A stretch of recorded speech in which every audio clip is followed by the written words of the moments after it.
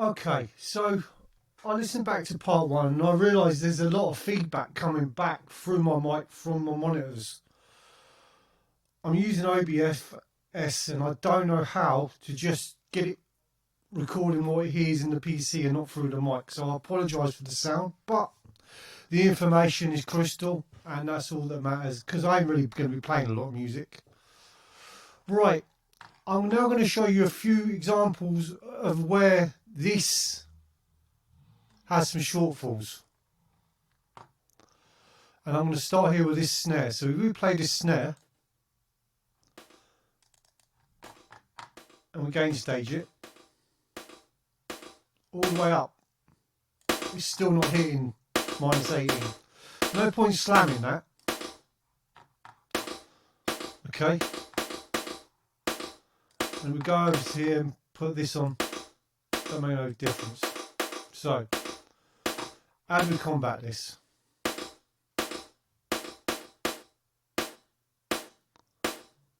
Right, so put utility on it. Turn up utility. Now, if we look here, this is saying minus 0.88, minus 8.8. So we just go 8. And we're nearly there, it's done. Don't worry about this clipping, there's loads of headroom in here. There's not a lot of headroom here. Here there's not a lot of headroom. But in here, because this is a digital workstation, the headroom in this part is limitless. That's just indication saying you may be clipping on the master bus, but you're not clipping on the track. Just put this on.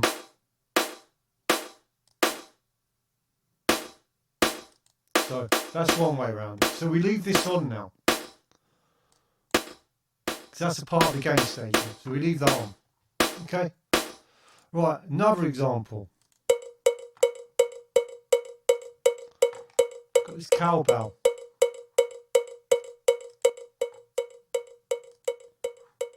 Again, it ain't worth slamming this.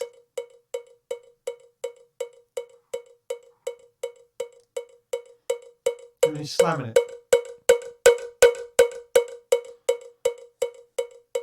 We don't want to slam it. We don't want all that. We don't want all that transient. We don't want all them.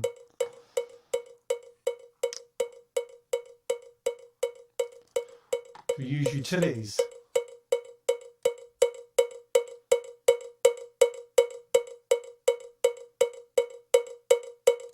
There we go, done. Get rid of that one. Another example, the hi-hats. Okay. Again, a utility, because they're low. Join them on the claps.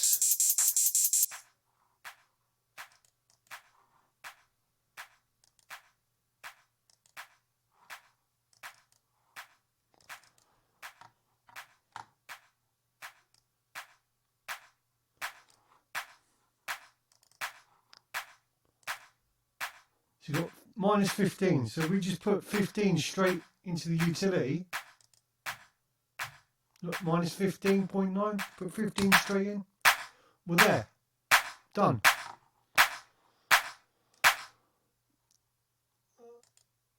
Now, here's a problem that you might come across when you've got compressors in play and all that. So we brought it up as far as we can with the gain stage. You don't want to slam it. We want to keep a healthy transient and peaks and all that. So, put the utility on. Still says we need 7. Still need 7. And when we put the compressor on,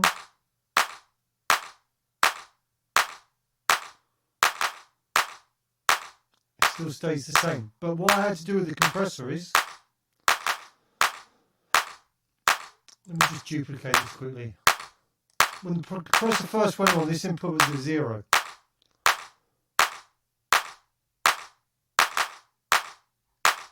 So what I had to do was come back into the compressor,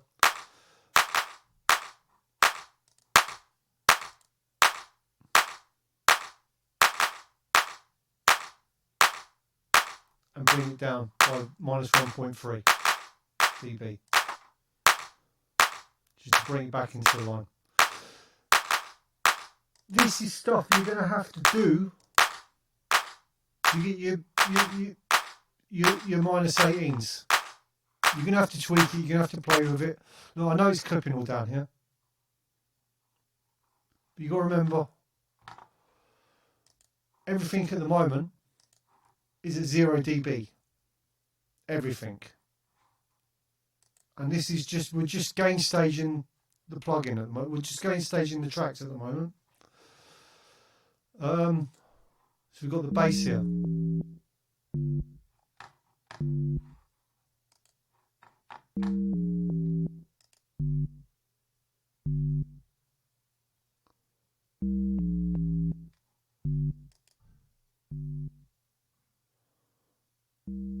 we're slamming it.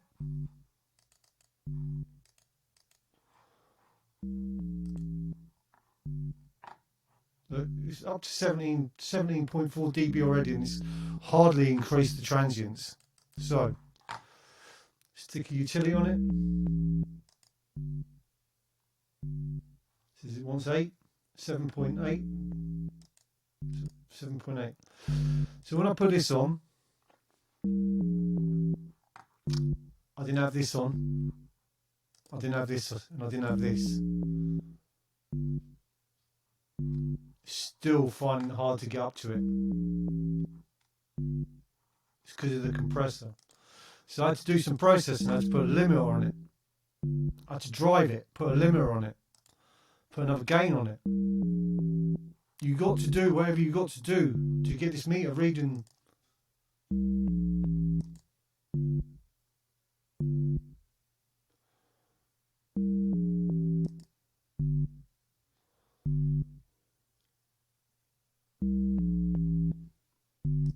And that's it. Do you know what I mean? You've got to get, if you put something on, you put some processing on, it's got to come back at minus 18 dB or thereabouts.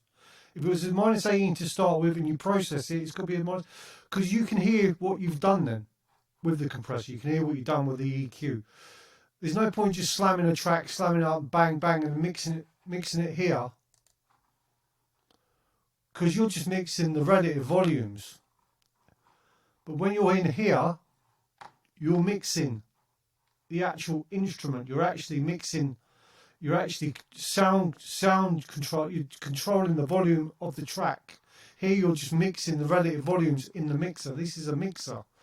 This is the track. You need to keep them separate.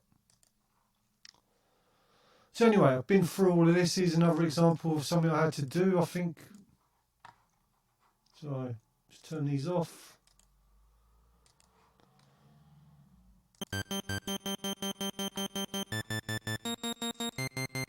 Nearly slammed.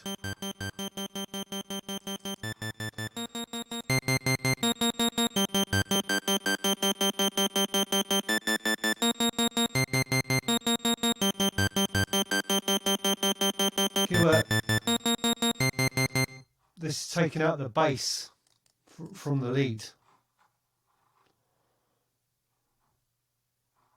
So that's that. So right. So we've gone through everything now. We've done all the processing on all the tracks. Next thing to do, Control A. I don't use Mac. Put all these on. What do we do next? Well, what I do next is I save this. Save file as, and I'll, if you know in my project file, I keep everything numbered now, so I can work my way back. So whack, that's the first. That's the first, all the MIDI, all the track, done, arranged, how I wanted it, bang, I'm getting ready to print. So whack's the first one, then whack 2, all the MIDI with the processing off, the audio group done, and the stems made, all the stems on the track, processing off, Now we'll do 5 processing off gained to minus 18 dB.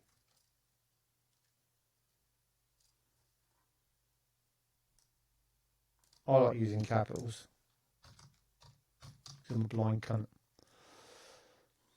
Save. So what have we got now? We have got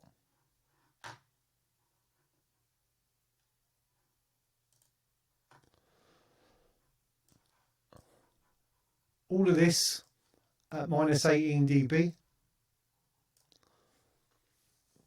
ready to be mixed with all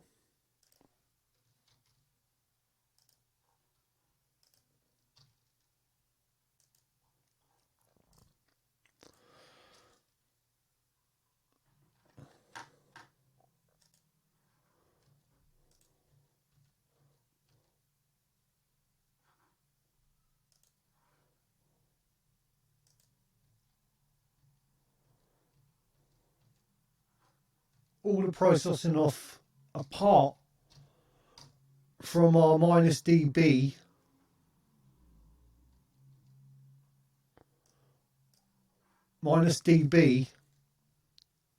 settings, adjustments. Quickly show you this. Right, automation. Previously, this section here was automated, but this was at 0 dB. Well, this was the original level of this. Okay. So what I've had to do to bring it up in line with this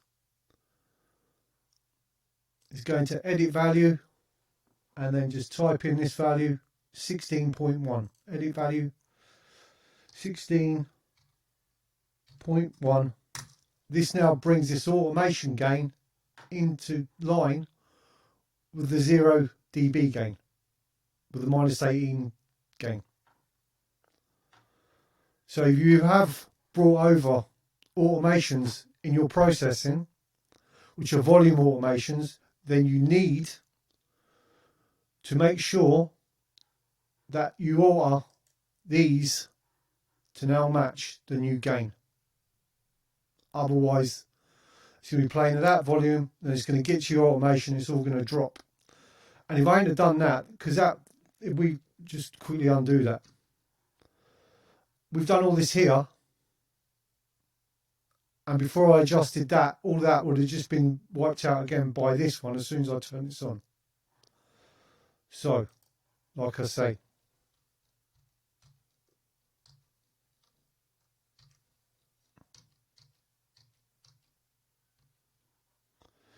you need to bring this up to 16.1 to be in line with this when you turn this back on. Because like I say, this is the 0 dB, minus 18 dB adjustment. This is the automation for the track. They have to be the same because they wasn't the same to start with. I hope that makes sense. Okay, so now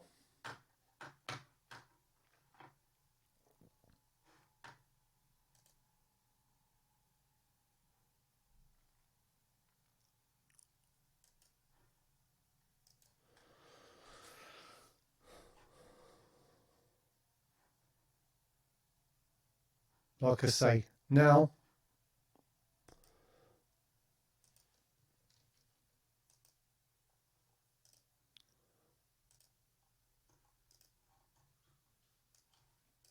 I hate anal buttons sometimes, it's so anal. So like I say, now go through, check all the tracks are off, check it's all off, apart from your adjustments to gain stage it.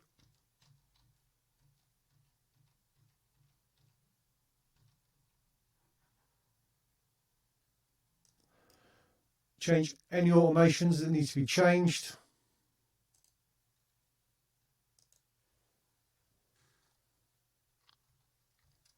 To bring it into line.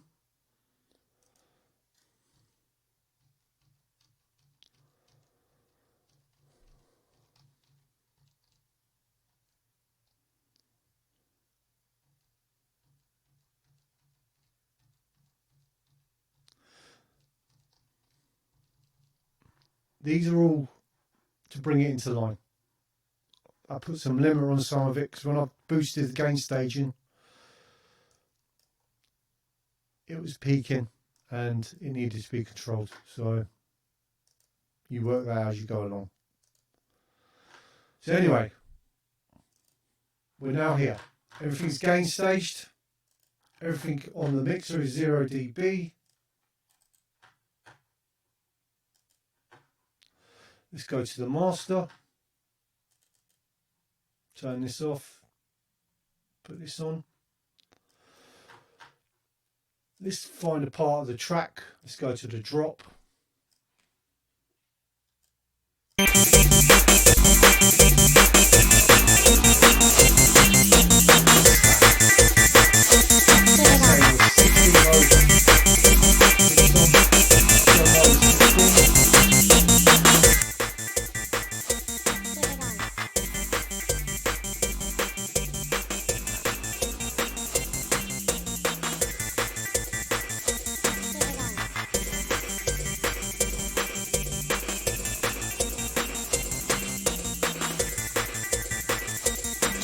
Okay, bring it all into line.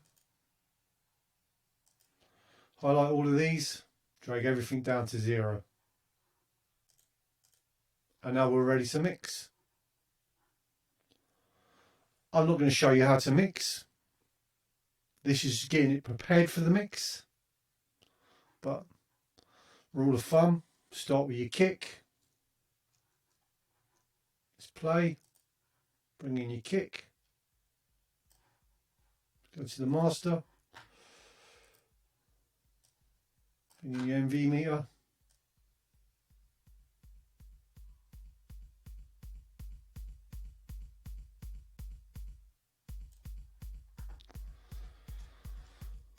Go to the lead.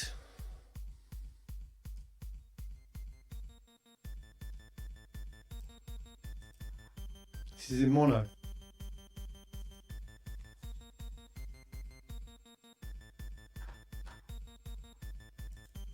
And mix. Bring your next element in. Go for the arm and brake.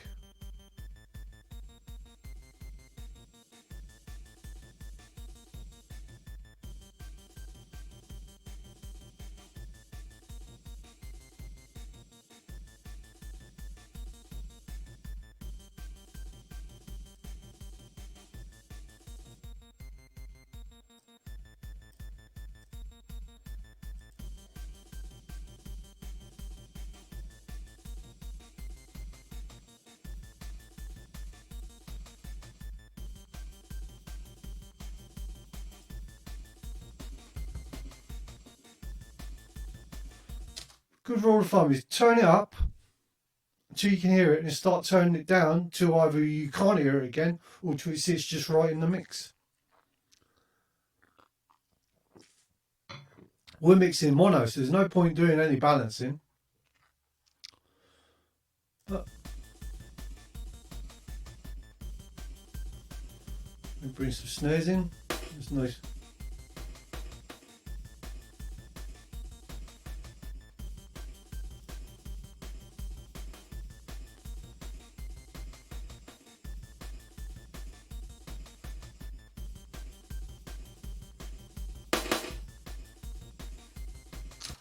See, the beauty of the streaming era is we get to bring dynamics back. We're not in a loudness war no more. We're in dynamics war. We can get it sounding really lush now, really crisp. Everything in its own place, everything in its own space. But the loudness war is about, I want to be louder than him, I want to be louder than him, I want to be louder than him. It's pointless now. Unless you're mixing for vinyl or you're mixing for CD, then carry on the loudness war. But if you're mixing for streaming, there's no point. No point whatsoever. What I'm going to do now, I think we'll call this video an end. And I'm going to mix this. Then I'm going to come back. And then we will go over LUF bit of mastering and how to get it to where you want it for mastering, and that's about it. But these new, this is a step now I take for every mix. Get the MIDI, get all the processing, transfer it to its relevant audio track, turn the processing off, bounce it all down to stems, put the stems back on the audio tracks, everything at 0 dB.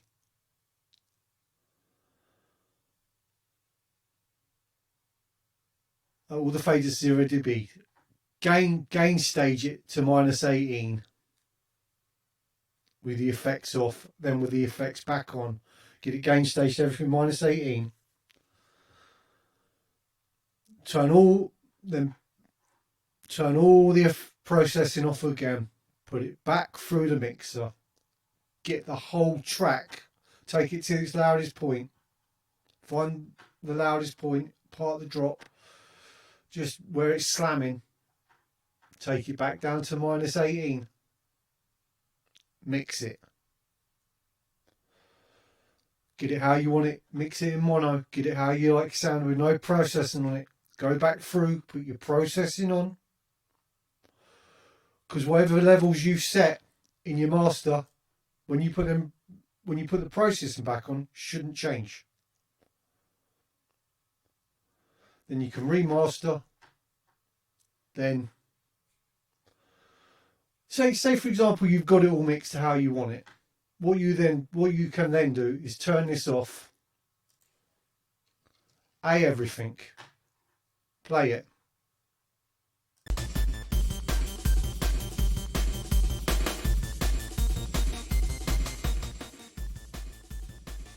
Bring everything down on the faders.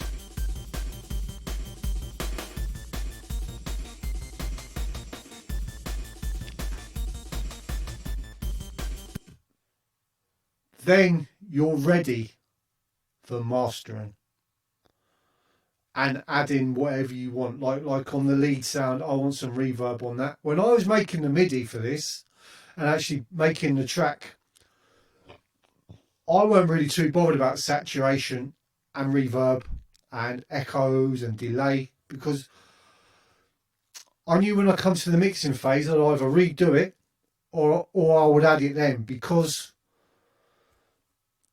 you turn it all off to do the stem bounce anyway. And you don't really want it on the stems. You want it on the mix. So get into the practice of making a tune, producing it, maybe put the reverb and all that on it at the time to test it, or do I want reverb on that, but then leave it off. Put it on in the mix. And if you want reverb on the whole track, wait and put it on the master. If you want reverb on the whole track.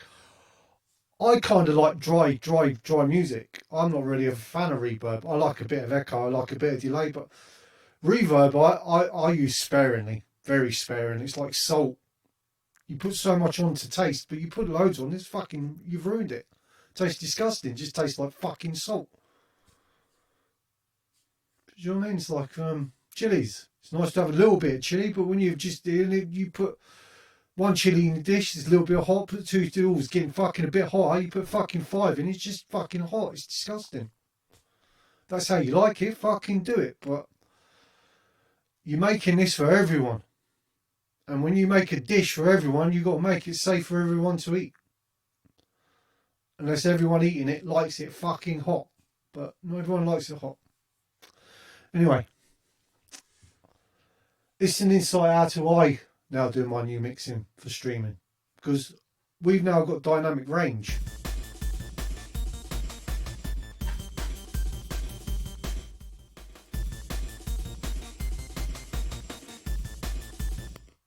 Do you know what I mean? Whereas that's just slammed, that's just boom, boom, boom, boom, and that's alright, but not through your headphones. Sound like shit. Anyway, I hope you found this useful, and I'll try and do a follow-up video very soon. Bye bye.